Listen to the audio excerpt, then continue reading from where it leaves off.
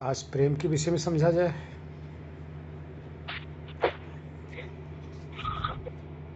आप सत्संग में लगे रहते हैं, ज्ञान की चर्चा सुनते रहते हैं, तो इसको प्रेम नहीं कहा जाएगा। ये आपकी अध्यात्म के प्रति तीव्र लगन है, और ये लगन अगर प्रेम में बदल जाए तो बहुत ही जल्दी हमारा बेड़ा पार हो जाए। प्रेम क्या है? पहले भी कई बार प्रेम पे चर्चा हो चुकी है, फिर भी आज आप जानना चाहते हैं तो उस पर विचार किया जाए। देखिए, जी गुरु जी, बहुत जरूरी है। संसार के किसी भी पदार्थ की तरफ अगर आपका लगाव है तो ये प्रेम नहीं, इसको मोह कहा जाता है। ये मोह के कोटि में आता है। मोह का अर्थ होता है राग, और राग का अर्थ होता है ये सब आपको अपनी तरफ आकर्षित करेंगे, और ये जो राग है जन्म मृत्यु का बंधन होगा। इसलिए ये प्रेम की कोटि में ना आकर ये मोह की कोटि में आता है। क्योंकि ये जो आपका ये मोह है ये तो बदलता रहता है। जो बदलता रहे वो प्रेम कहाँ से? आप देखो ना, बदलता रहता है। ज्ञान में भी आप चल रही हैं तो कभी कोई प्रिय लगेगा, कभी कोई प्रिय लगेगा, कभी कहीं किताब पढ़ेंगे, कभी किसी पंथ के विषय में, कभी किसी ग्रंथ के विषय में। ये सब बदलता रहेगा। प्रेम का अर्थ होता है इस संसार के अंदर आपने जन्म लिया है और इस संसार से एक दिन अलविदा हो जाएंगे। तो इस संसार के अंदर जो सबसे प्रिय वस्तु है, सबसे अमूल्य है, जिसके तुल्य कुछ भी नहीं, और जिसमें हम आसक्त हों, जिसको हम चाहें, और वो यहाँ भी रहे आगे भी रहे, तो ऐसे पदार्थ के साथ यदि आप राग ही कह लो, अगर आपका अटैचमेंट उधर होगा तब उसके प्रति ही आपके अंदर, आपके हृदय के अंदर उसको प्राप्त करने की जिज्ञासा होगी। आप ये देखिए, आपके साथ कौन सी चीज़ जाएगी? यहाँ का कोई भी ऐसा पदार्थ नहीं है, ऐसे कोई प्राणी नहीं है जो आप एक छोटी सी तिनके के बराबर भी चीज़ लेके जा सके। कुछ नहीं ले जा सकती। जब हमारा जो जाएगा नहीं तो उसके प्रति हम अगर प्रेम करते हैं तो वो प्रेम कहाँ, तो राग हो गया। तो प्रेम का अर्थ होता है जितने भी प्राणी पदार्थ है, जो भी आपके सगे संबंधी हैं, ये जो आपकी शरीर, आपकी इंद्रियां हैं, इन सब का जो स्वामी है, उस स्वामी से अगर अपना लगाव करेंगे, उससे आपका अटैचमेंट होगा, तो समस्त प्राणी पदार्थ का महत्व न देकर सिर्फ उसका महत्व देंगे।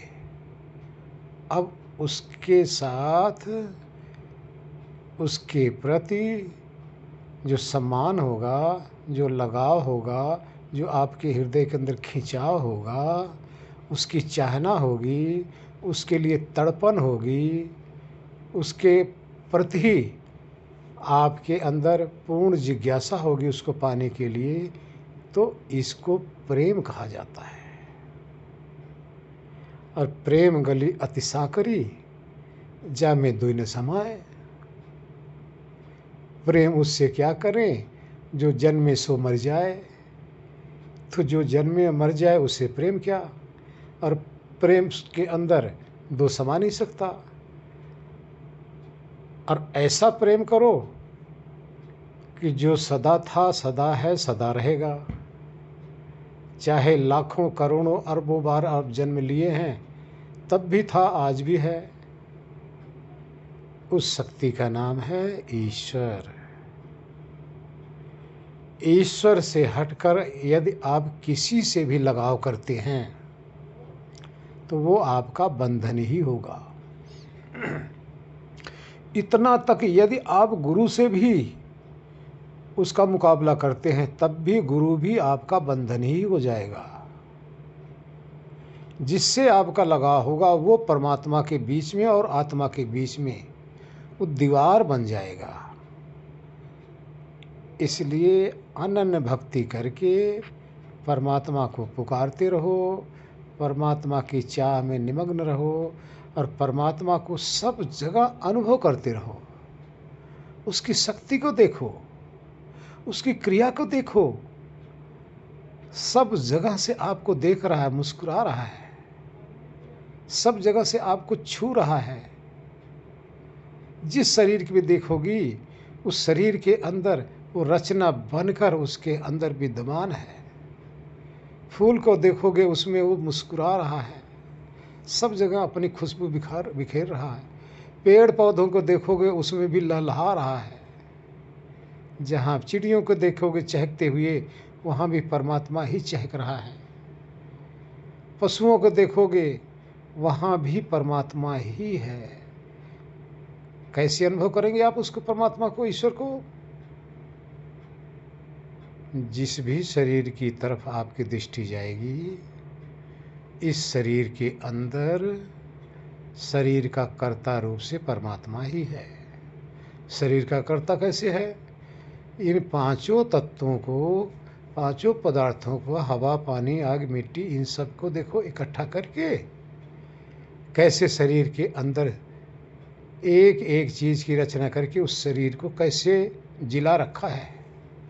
इस तरह से सब जगह परमात्मा को झांको। सूरज में देखो तो वहाँ परमात्मा ही तो बैठ के और रोशनी बिखेर रहा है। जब ऐसी दृष्टि बन जाएगी, इसका नाम है प्रेम। और जिसके अंदर ये दृष्टि बनेगी तो उसके अंदर प्यास जगेगी, और ऐसी प्यास जगेगी कि ये जुदाई आपसे बर्दाश्त नहीं होगी। ये जुदाई बर्दाश्त तब होगी जब ये आपको मिल जाएंगे हृदय में। इसलिए इसका नाम है प्रेम। परमात्मा से ही लगाओ, परमात्मा को ही पाना, परमात्मा को ही भजना। इसके लिए आप लोगों का एक और भी साधन होना चाहिए। कभी भी आप मस्त हो, परमात्मा के प्रति भजन गा के नाचो, मीरा की तरह डांस करो। देखो आपके अंदर, हृदय के अंदर कितने हिलोरे आने लग जाते हैं। ये भी नहीं होता तो नाम का जप करो। नाम का जप करोगे तब भी देखो आपका मन कितना शांत होता है। अरे जिसका नाम लेते ही हृदय के अंदर गुदगुदी आने लग जाए, जिसको याद करते ही सारा दुख समाप्त हो जाए,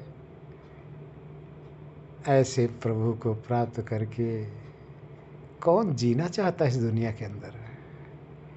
तो इस तरह से इसका नाम है प्रेम। प्रेम बिना प्रभु प्रकट नहीं होते हैं। पहले बताया गया आपके पास सिर्फ एक प्रेम है, यही आप प्रभु को दे सकते हैं। बाकी आपके पास जो कुछ है सब परमात्मा का है, आपका तो है ही नहीं कुछ भी। जब कुछ है ही नहीं तो दोगे क्या आप? आपका एक प्रेम, एक पुकार, एक चाहत, एक तड़पन, एक बूंद अगर आपके आंसू गिरेंगे तो ये आंसू आप परमात्मा के चरणों में अर्पित कर रहे हैं। अपने आंसू से परमात्मा के चरणों को इतना भिगो दो, इतना भिगो दो कि आपको गले लगाने के लिए परमात्मा मजबूर हो जाए। नारायण, यह है प्रेम। जपने क्यों छोड़ दिया तूने, नाम जपने क्यों छोड़ दिया, क्रोध न छोड़ा, झूठ न छोड़ा, सत्य वचन क्यों छोड़ दिया तूने, सत्य वचन क्यों छोड़ दिया तूने, नाम जपने क्यों छोड़ दिया। झूठे जग में दिल ललचा कर, असल वतन क्यों छोड़ दिया तूने, नाम जपने क्यों छोड़ दिया।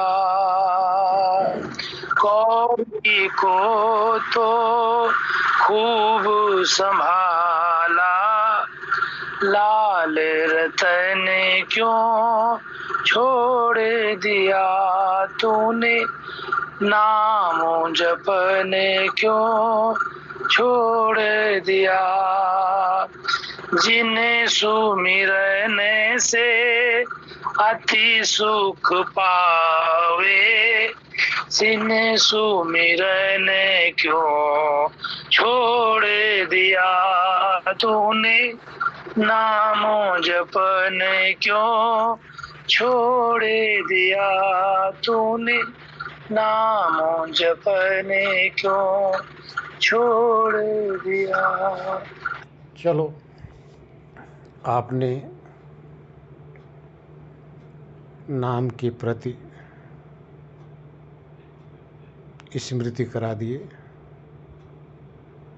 आज इसी पे चर्चा कर लिया जाएगा।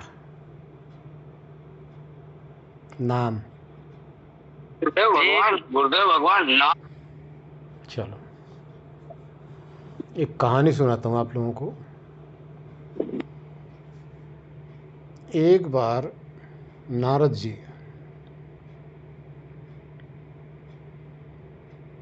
सनत कुमार जी के पास गए। अपने ज़माने के सनत, सनंदन, सनत कुमार बहुत बड़े गुरु की कोटि में थे। बहुत ही ज्ञानी की कोटि में इनका नाम था। तो नारद जी वहाँ पहुँचे सनत कुमार के पास। सनत कुमार नारद को देखते हैं, कहते हैं, बोल नारद, आज किस चाहना में मेरे पास आया है? तू तो सारी ब्रह्मांड में भ्रमण करता रहता है, तुझे क्या आवश्यकता पड़ेगी, क्या चाहता है? नारद जी हाथ जोड़े खड़े काँप रहे हैं कि सनत कुमार जी इतने बड़े गुरु, इतने महान तपस्वी, मैं अपनी बात कैसे रखूं? तो सनत कुमार प्रसन्न हैं, कह रहे हैं, बोल नारद, मैं तेरी बात सुनने के लिए तैयार हूँ, क्या चाहता है? नारद जी हाथ जोड़ के कह रहे हैं, प्रभु, मैं अपनी दास्तां सुनाता हूँ, मुझे मार्ग बताइए। सनत कुमार कह रहे हैं, बोलो। नारद जी अब बोलना शुरू करते हैं, कह रहे हैं, प्रभु, मैंने चारों वेद पढ़ लिया है, सारे उपवेद पढ़ लिया है, 6 दर्शन पढ़ लिया है, सारे उपनिषद पढ़ लिया है, सारे छंद पढ़ लिया है, कोई ऐसी दुनिया में पुस्तक नहीं अध्यात्म की जिसको हमने छोड़ा नहीं है। लेकिन मुझे शांति नहीं मिली। मैं दर दर भटक रहा हूँ उस शांति के लिए। प्रभु मुझे शांति का उपाय बताइए। तो सनत कुमार जी कह रहे हैं, हे नारद, तूने जितनी भी किताबें पढ़ी है ना, इन सबसे उत्तम नाम है, सबसे उत्तम नाम है। और सारी किताबें नाम की ही व्याख्या करती हैं। तो उस नाम को लेकर नाम जप किया कर। तो बोले, ठीक है प्रभु, नाम जप करूंगा। लेकिन कह रहे हैं सावधान रहना।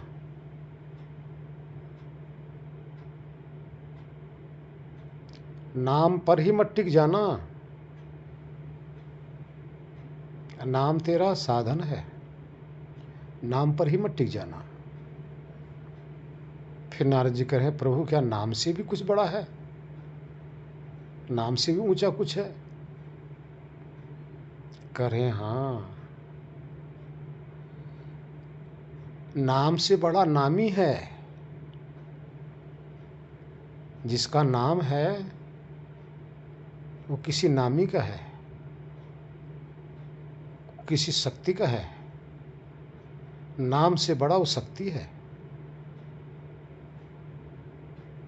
तो नारद जी कह रहे हैं, ठीक है प्रभु, वो कैसे होगा? बोले, अब शक्ति तक जाने के लिए नाम से बड़ा फिर विश्वास होगा। विश्वास। कह रहे हैं, ठीक है प्रभु, मैं इस पे विश्वास करूंगा। जिसका नाम है उस पे मुझे विश्वास करना पड़ेगा। कह रहे हैं, फिर भी सावधान रहना, यहीं पर मत टिक जाना। फिर नारद जी कह रहे हैं, फिर आगे प्रभु, इससे आगे भी कुछ है क्या? कह रहे हैं, हाँ, इस विश्वास से बड़ी श्रद्धा है। विश्वास तूने कर लिया, लेकिन तेरे अंदर से उसके प्रति श्रद्धा ही नहीं हो रही है, लगाव ही नहीं हो रहा है। तब भी आगे नहीं जा पाएगा। कह रहे हैं, ठीक प्रभु, हम उस शक्ति पे, उस परमात्मा पे श्रद्धा भी रखेंगे। कह रहे हैं, यहीं पे मत टिक जाना, फिर भी सावधान रहना, यहीं पे मत टिक जाना, श्रद्धा पे ही। फिर नारद पूछ बैठे, क्या प्रभु श्रद्धा से भी ऊपर कुछ है? बोले, हाँ, श्रद्धा तुझे आगे ले जाने का, प्रेरित करने का साधन रहेगा। यहाँ मत टिक जाना, ये भी साधन है। नाम भी साधन, विश्वास भी साधन, श्रद्धा भी साधन है। आगे चलते जाना। कह रहे हैं, ठीक है प्रभु, मैं श्रद्धा रखूंगा, लेकिन यहीं पे मत टिक जाना। नारद फिर परेशान। कह रहा है, गुरुजी, कहाँ तक मुझे जाना है? अब तो आगे आगे बताते चले जा रहे हो, मुझे टिकना भी कहीं है। बोले, हाँ, यहाँ मत टिक जाना, श्रद्धा से ऊपर भी है। कह रहे हैं, श्रद्धा से ऊपर क्या है प्रभु? कह रहे हैं, अगर तू श्रद्धा जिस चीज में कर रहा है, जिस पे विश्वास कर रहा है, जिसका नाम जप रहा है, अगर उसका रस तुझे नहीं मिला तो तेरी श्रद्धा टूट जाएगी, समाप्त हो जाएगी। तो श्रद्धा पे के आगे रस है, वो शांति है, सुकून है, आत्म शांति तेरे को फीलिंग होगी। बोले, ठीक है प्रभु, मैं उस शांति का जाप भाव रखा करूँगा। बोले, हाँ, भाव के बिना वो शांति भी नहीं मिलेगी। श्रद्धा से ऊपर भाव फिर पैदा करना पड़ेगा, भाव के बाद फिर तुझे शांति मिलेगी। फिर कह रहे हैं ठीक है प्रभु, मैं भाव बनाऊंगा और फिर शांति तक पहुंचूंगा। फिर यहाँ सनत कुमार जी कह रहे हैं शांति तक ही मत टिक जाना। फिर नारद चक्कर में पड़ गए, कह रहे हैं प्रभु क्या इससे भी आगे कुछ है? कह रहे हैं हाँ, जब तक आत्मा को पूर्ण विश्राम नहीं मिल जाता तब तक भटकता ही रहेगा। इससे आगे परमानंद है, उस परमानंद तक तुझे पहुंचना है। लेकिन ये जितना बताया गया रास्ता है, इस रास्ते के द्वारा ही परमानंद तक पहुंचना है। फिर कह रहे हैं ठीक है प्रभु, मैं परमानंद तक पहुंचूंगा, परमानंद की प्राप्ति करूंगा। फिर कह रहे हैं लेकिन यहीं तक मत रुक जाना। अब आप लोगों को भी चक्कर आ जाएगा इस बात को सुन के। कह रहे हैं यहीं तक मत रुक जाना। फिर नारद कह रहा है क्या भगवान इससे भी आगे है, और भी कुछ है? कह रहे हैं हाँ। नारद हाथ जोड़ के कह रहे हैं प्रभु बस वहाँ वही बताइए, अब आगे क्या है? कह रहे हैं जहाँ से परमानंद आ रहा है, जिसका ये परमानंद है, जिसका ये आनंद है, जहाँ से तू आनंदित होगा, अब उसकी पहचान भी वहाँ करनी है। तो कह रहे हैं प्रभु वो क्या है, उससे आगे कुछ है? कह रहे हैं हाँ, वही सर्वाधार है, वही शक्ति है, वही तेरा भी आधार है, वही मेरा भी आधार है। जितने भी लोकांतर हैं, सबका आधार वही है। वही महान शक्ति है, वही परम शक्ति है। वो शक्ति ही आनंद स्वरूप है। आनंद में ही यदि डूबा रहेगा, आनंद किसका है अगर नहीं पहचानेगा तो ईश्वर को नहीं पहचान पाएगा। वो आनंद ही सर्वाधार है, जड़ चेतन सब का आधार, सब उसी में ठहरे हुए हैं। सारे लोक, सारे लोकांतर, सारे देश, सारे 84 सूर्य चांद तारे सब उसी के अंदर ठहरे हुए हैं, सब उसी में निवास कर रहे हैं। सबका निवास स्थान वही परम शक्ति आनंद स्वरूप परमात्मा है। उसको पहचान ले। तो नारद फिर कह रहे हैं प्रभु इससे भी आगे कुछ है? बोले यहाँ जो पहुँच जाता है बस नेति नेति नेति कहता है, इससे आगे कुछ भी नहीं। सब उसी में से निकलते हैं, सब उसी में समा जाते हैं। सबका निमित्त कारण वही है। उसको पहचान कर उसके आनंद में अपना जीवन यापन कर और उसी के नाम के द्वारा वहाँ तक पहुँच सकता है। वहाँ पहुँचने के बाद में तू सदा निमग्न ही रहेगा। सारी तेरी चाह, सारी तेरी जिज्ञासा सब ध्वस्त हो जाएगी। आगे की कोई चाहत नहीं रह जाएगी। बस उसी में रमण करेगा, वही परम शांति है। बाकी कोई कहीं शांति प्राप्त नहीं कर सकता। हे नारद, तू उसी विश्व रूप का ध्यान कर, तू उसी विश्व रूप में रमण कर, तुम उसी विश्व रूप के अंदर उसी का आनंद भोग।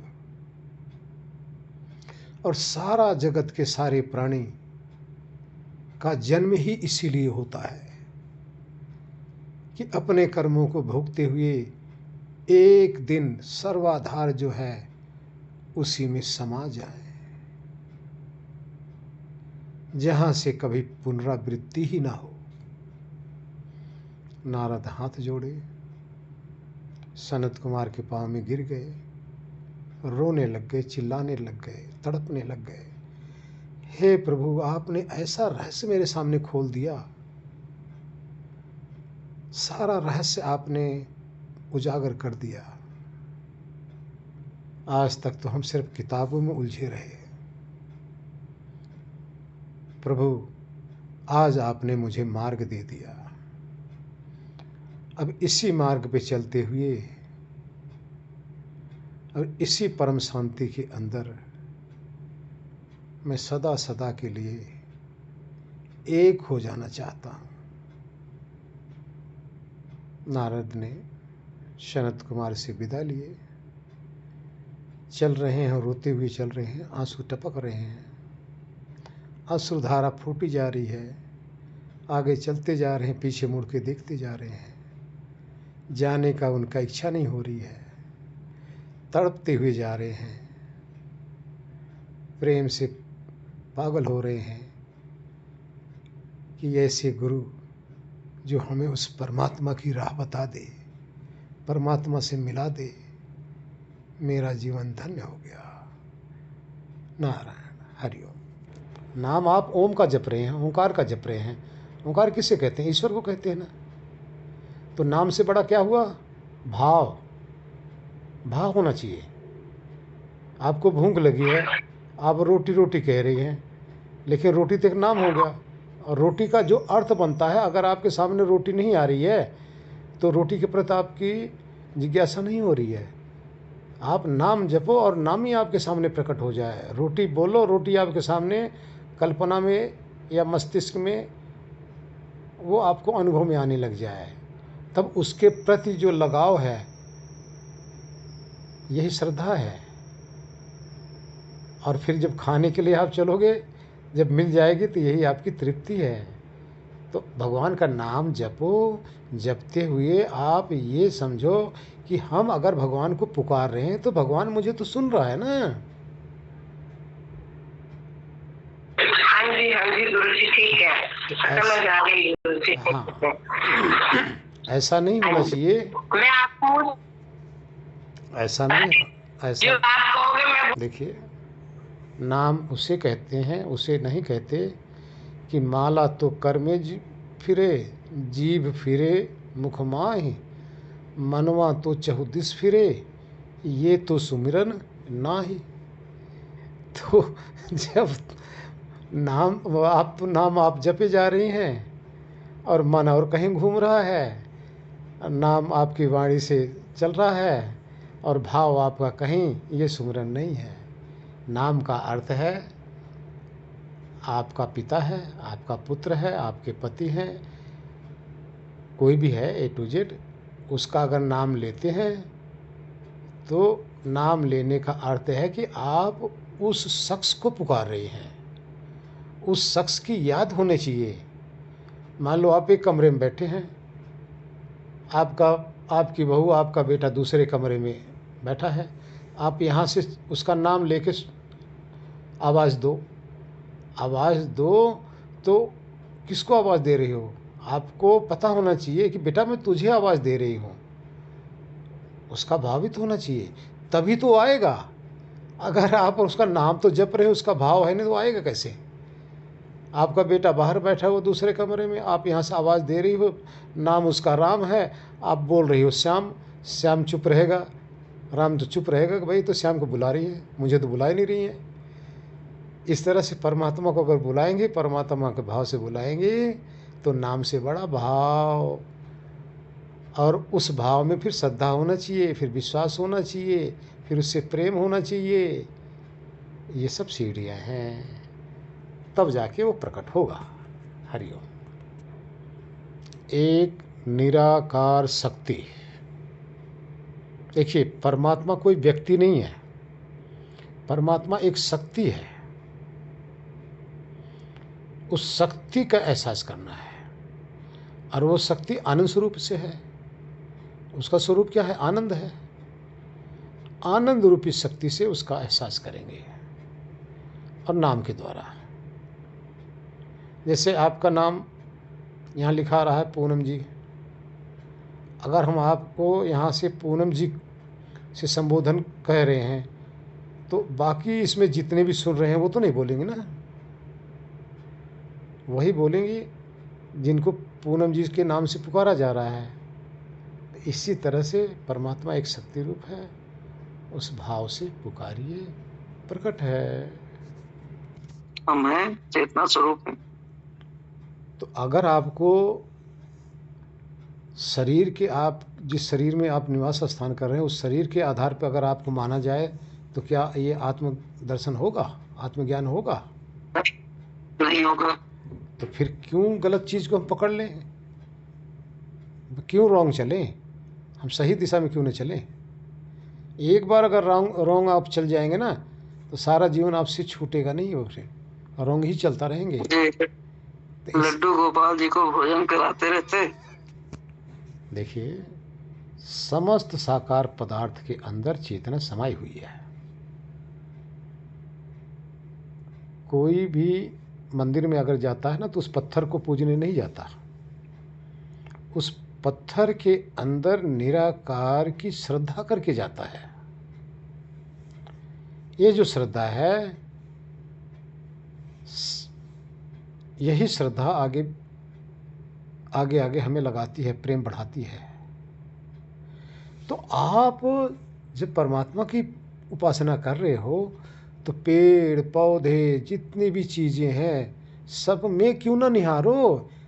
एक बात बताऊं, एक आप किसी भी एक चीज़ का पत्ता ले लो और उस पे बैठ जाओ उसको देखने, जितनी नसें नाड़ी आपके पूरे शरीर के अंदर उस पत्ते के अंदर समाई हुई है। जैसे आपके नसों के द्वारा पूरे शरीर के अंदर ब्लड संचार कराया जा रहा है, उस एक पत्ते के अंदर पूरे शरीर के अंदर ऑक्सीजन, सारा जल सब पहुंचाया जा रहा है। तो परमात्मा नहीं उसमें?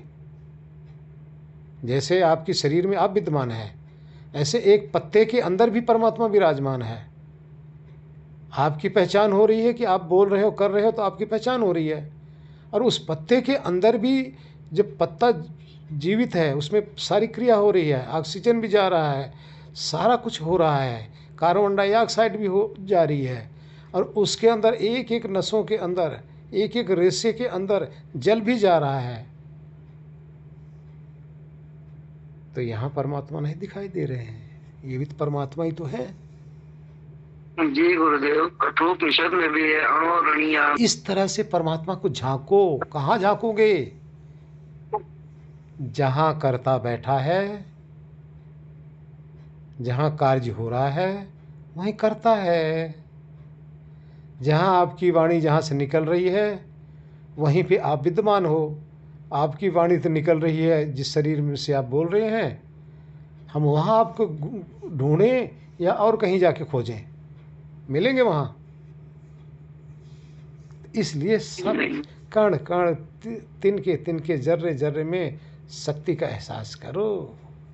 ये परमात्मा की, देखिए, आप किसी तरह से पूजोगे, चाहे लड्डू गोपाल को पूज लो, चाहे और किसी देवी देवता को पूज लो, चाहे किसी भी को पूज लो, उसके ओट में परमात्मा ही छिपा है। परमात्मा को ही मिल रहा है, परमात्मा को ही पूज रहे हो, वही एक शक्ति है। आप जी नवधा भक्ति। जी जी।